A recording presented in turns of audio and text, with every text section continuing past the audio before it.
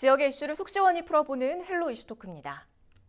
오는 7월이면 민선 7기가 반환점을 돕니다. 정확하게 취임 3년 차를 맞게 되는데요. 헬로 이슈 토크에서는 앞으로 2년 어떻게 시정을 구상하고 있는지 단체장들과 함께 이야기 나누는 시간 마련하고 있습니다. 오늘은 정하영 김포시장과 함께합니다. 시장님 안녕하세요. 예, 반갑습니다. 반갑습니다. 자, 이제 7월이면 정확하게 취임한 지 만 2년을 채우게 됩니다. 지난 2년을 돌아봤을 때 아쉬움이 크세요? 보람이 크세요? 당연 보람이 하늘만큼 큽니다. 실제로 민선 7기 2년이 시간이 됐는데 두 가지에 좀 중심을 두고 보냈던 것 같아요. 일단은 민선 6기 추진되었던 또 사업과 정책에 대한 부분들을 이어서 민선 7기에서 정리하고 추진해야 되는 첫 번째 과제가 저한테 있었고요. 네. 두 번째 과제는 시장인 제가 내 철학과 가치를 가지고 그것을 정책화하고 사업화하는 것, 이것을 구상하고 또 실천해내는 것, 이 두 가지를 2년 동안 중점적으로 추진됐던 사안들입니다. 보람이 컸고요.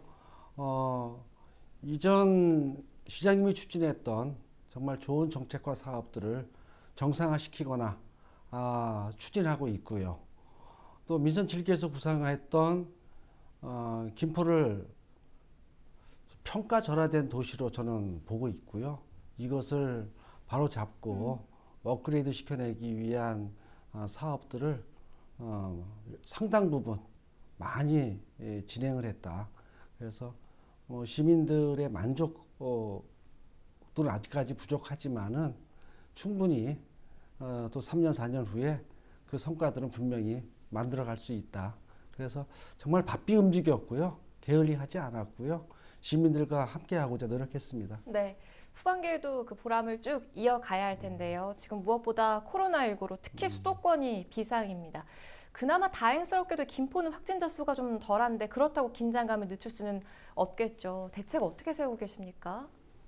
국내 코로나 확진자가 첫 발생된 게 1월 20일이니까 한 6개월의 시간이 됐고요. 네. 김포시는 중국 우한에서 발생한 코로나 상황, 또 국내 발생과 동시에 재난안전대책본부를 구성을 했고 선제적으로 모든 것들을 조치하기 위한 대책과 지시를 진행했습니다. 36번째 확진자가 나왔고요. 다행스러운 거는 김포에서 발생한 확진자의 경우는 그 이동 경로 등 감염의 원인들이 어디서 시작됐는지에 대한 것들을 파악할 수 있었다라는 거예요. 네. 그리고 24시간 방역 체계 유지하고 있고요. 그리고 확진자가 발생되면 더 추가 감염을 방지하기 위해서 접촉자들을 철저하게 빠른 시간 내에 격리시켜서 감염의 확산과 위험성을 최대한 좀 줄여냈고요. 이 시간에도 모든 방역 관계자들이 정말 많은 고생들을 하고 있습니다. 매일 상황 점검하고 있고요. 제일 중요한 것은 시민들에게 코로나에 대한 위험성 또 개인의 생활 수칙 등을 여러 매체들을 통해서 계속 지속적으로 홍보하고 또 참여를 유도하고 있습니다. 네, 발빠르게 선제적인 대책부터 시작해서 지금 철저한 방역으로 대처하고 있다는 설명해 주셨는데 이렇게 코로나19가 올해 상반기 가장 큰 복병이었다면 또 최근에는 대북전단지 살포로 인한 남북관계 악화 문제를 빼놓고 얘기할 수가 없을 텐데 특히 김포의 경우는 접경 지역이기 때문에 직접적인 영향을 받습니다. 지금 접경 지역 주민들은 어떤 상황인 겁니까? 얼마 전까지만 해도 김포를 포함해서 접경 지역 주민들은 아침에 모닝콜처럼 대남 방송을 들었고요. 또 대북 방송도 같이 들으면서 생활했습니다. 이런 것들이 일상화 되었지만은 2015년도인가요? 연천 포격 사건 이후 있을 때 연천, 파주, 김포, 광화 주민들 2천여 명은 지하 대피소로 이동하면서 공포에 떨던 기억이 생생합니다. 네. 또 최근에 이러한 남북 관계가 대북 전단 살포로 인해서 많이 좀 악화가 됐죠. 위험 수위에 와 있어서 주민들의 반응은 굉장히 인정할 수 없는 분위기고요. 이것이 도대체 남북 관계에 도움이 될 것인가? 그동안 분단 70년 동안 정말 어렵게 살아왔는데 이제 와서 평화 분위기가 정착되고 있는 가운데 이러한 무분별한 행동들이 접경 지역의 평화와 주민들의 생명과 안전을 위협한다. 당장 멈추기를 바라고 있고요. 지금도 주민들뿐만 아니라 뭐 군, 경찰 모두가 대북전단 살포를 위해서 그것을 막아내기 위해서 총력을 기울이고 있습니다. 비 오는 날도 이거 헐짓은 아니잖아요. 관련해서 시장께서는 전단지 살포 금지에 대한 이 법적인 장치를 만들어 달라고 정부에 요청을 했는데 경기도에서도 강력하게 지금 조치를 취하고 있는 상황이잖아요. 법 그렇습니다. 제정까지 가야 하는 이유는 뭡니까? 오랜 기간 동안 계속 반복되고 있다는 거예요. 실제로 우리가 대북전단을 이렇게 살펴보거나 또 북에서 남으로 보내는 또 전단도 해남 전단? 살펴보면 이것이 뭐 사진을 합성하든가 서로 건드리지 말아야 할 선까지 넘어가는 정말 전단의 내용들이 위험합니다. 네. 그래서 이런 것들이 앞으로 있을 남북 평화 교류 협력의 시대에 저는 역행하는 것이라 생각을 하고요. 전단을 뿌리는 탈북단체들의 주장은 표현의 자유다. 또 북한의 인권을 개선하기 위한 일환이다라고 말씀들을 하시는데 표현의 자유 이전에 주민들 접경지역 120만 주민들이 살고 있거든요. 120만 주민들의 생존, 생명 이 부분이 더 우선적인 자유이다. 이것을 말씀드리고 싶어요. 네. 그 반복되는 일을 막기 위해서 법 제정까지 가야 한다는 설명이세요. 지금 상황이 이렇다 보니까 김포시에서 추진하고 있는 평화 관광 사업도 영향을 받을 수밖에 없을 텐데 이 평화 관광 사업은 어떻게 추진해 나가실 계획이세요? 그동안 남북 관계는 계속 부침의 연속이었습니다. 지금의 상황 또한 좀 상황은 심각하더라도 남북이 아직까지 통일의 이야기를 나누고 교류와 협력을 이야기하기에는 아직도 우리에게 긴 여정이 남아있다라는 것을 말씀드리고요. 상황이 뭐 이렇게 저렇게 전개되든 저희들은 평화 사업을 지속적으로 준비할 것이고요. 그리고 김포가 설정한 미래 100년의 먹거리를 평화 관광 산업으로 설정을 했기 때문에 그 준비는 차질 없이 진행시킬 수 있고요. 이와 관련된 부분들은 김포뿐만 아니라 뭐 제가 인천, 옹진, 광화 또 강원도 고성까지 접경지역 시장운수협의회가 있는데 그 협의회장을 아직까지 제가 보고 있습니다. 그 지역 모두가 이러한 평화 관광 산업에 대한 부분들을 많이 접근하고 계획을 좀 세워놓고 있어요. 지금 안타까운 것은 그러한 어떤 계획들이 이런 남북 관계에 따라서 다시 책상 캐비넷에 들어가느냐 아니면 이런 부분들을 지자체와 정부와 함께 이것을 실현해낼 수 있느냐 이 중요한 기로에 있거든요. 김포시는 평화 관광 산업에 대한 부분들을 정말 많이 준비했습니다. 지금 상황에 따라 일희일비하지 않고 지속적으로 추진해 나가겠다는 의지가 좀 느껴집니다. 좀 구체적으로 여쭙겠습니다.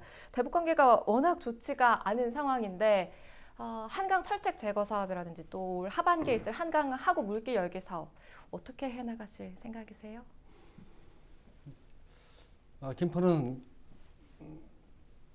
접경 지역이죠. 바로 북한 땅을 내다보는 곳이기 때문에 김포 반도의 모든 해안에는 경계 철책이 설치되어 있습니다. 전국적으로는 한 300km에 달하고 있어요. 네. 국방개혁 2.0 과제에 의하면 올 2020년도까지 단계적으로 이 경계 철책을 제거하는 것으로 계획이 설정되어 있고요. 그런데 김포는 이 한강이 끼어 있고요.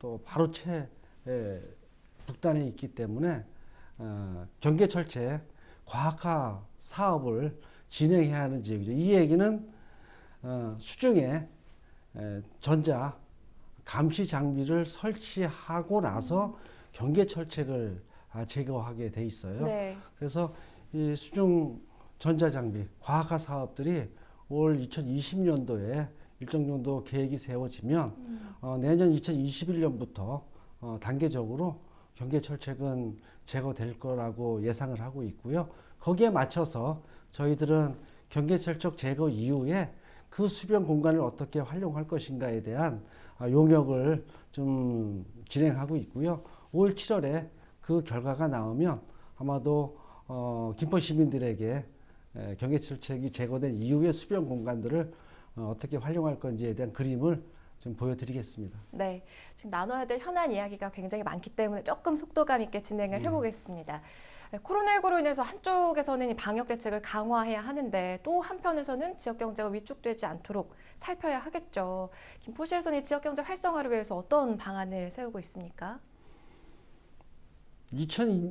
2021년도를 준비해야 될 것 같아요.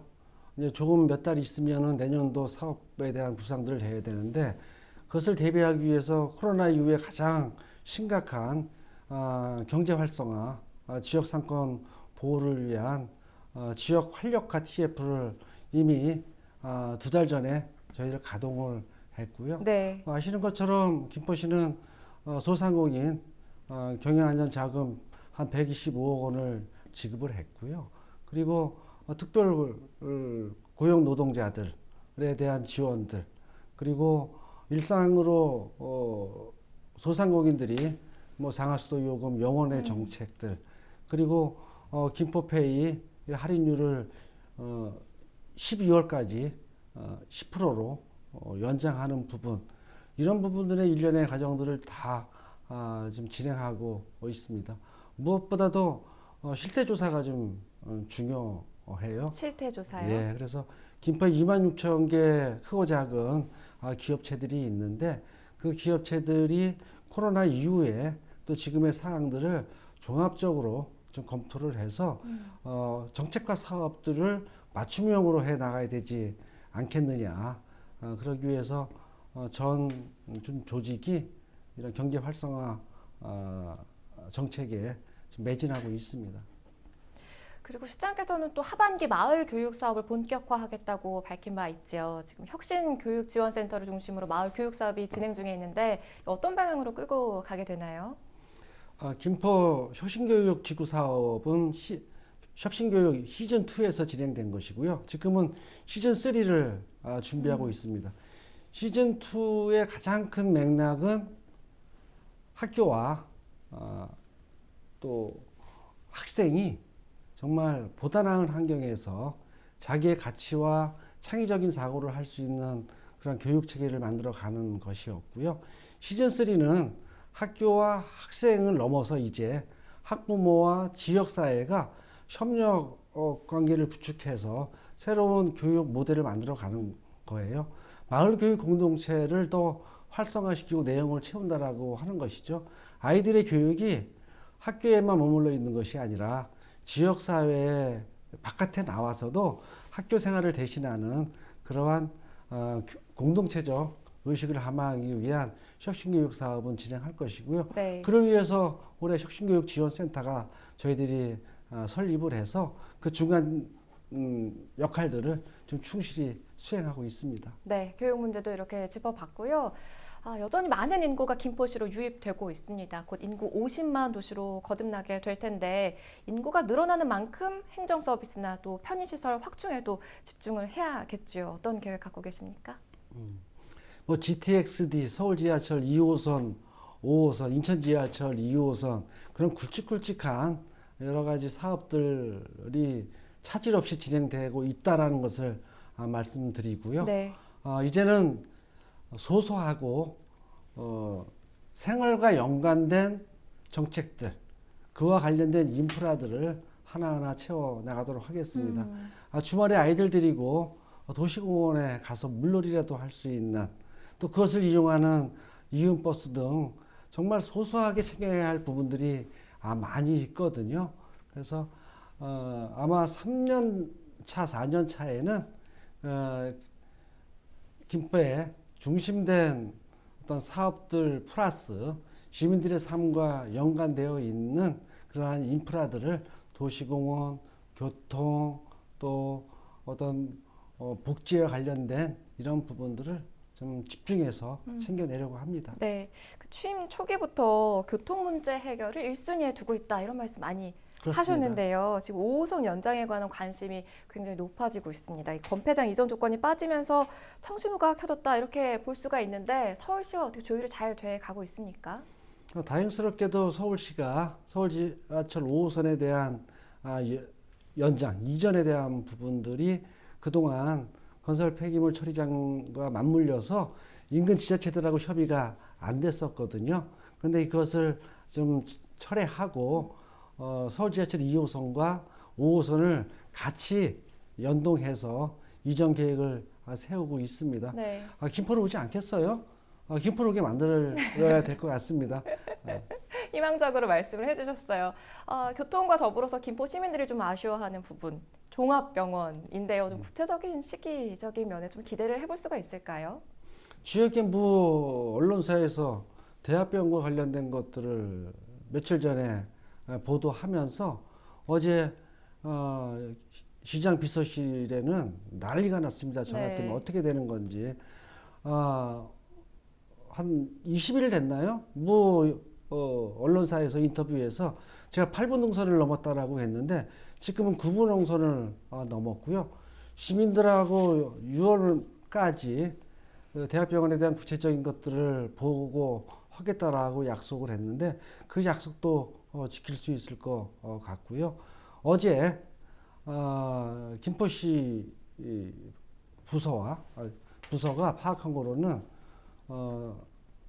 김포에 대학을 유치하고자 하는 그런 측에서는 최종 결재권자까지의 승인을 받은 것으로 제가 어제 퇴근길에 보고를 받았습니다. 이런 일정이라면 빠르면 뭐 6월 30일, 늦어도 7월 초에는 학교와 또 병원 측하고 MOU 등 좀 구체적인 실행 계획들이 합의될 거로 전망하고 있습니다. 가까운 미래 종합병원에 대한 좋은 소식을 좀 기대해 보겠고요. 자, 올 하반기까지 좀 가시적으로 낼 수 있는 성과가 있다면 어떤 것들이 있을까요? 지금은 뭐 보유주의식 성과는 큰 의미는 없다라고 봐요. 이전에 말씀드렸던 것처럼 시민들의 소소한 생활을 챙기는 그러한 생활 인프라, 그리고 김포의 가치를 높여낼 수 있는 100년을 준비하는 굵직굵직한 도시 인프라들을 구축하는 것이 계획대로 잘 진행되고 있다라는 것을 명확하게 보고 드리고요. 지금은 다른 것보다도 코로나19에 대한 경제 정책이 최우선에 서야 되는 것이고요. 어느 분이 말씀하시더라고요. 포스트 코로나가 아닌 이제는 인 코로나로 우리들이 생활적으로 받아들여야 된다. 거기에 걸맞는 방역 체계 구비하는 것, 그리고 경제 정책 현실적이고 실질적으로 만드는 것, 이것에 치중하려고 합니다. 네. 자, 취임 3년 차를 맞는 김포시 정하영 시장과 함께 이야기 나눠봤습니다. 헬로 이슈토크 오늘 준비한 소식은 여기까지입니다. 시청해주신 여러분 고맙습니다.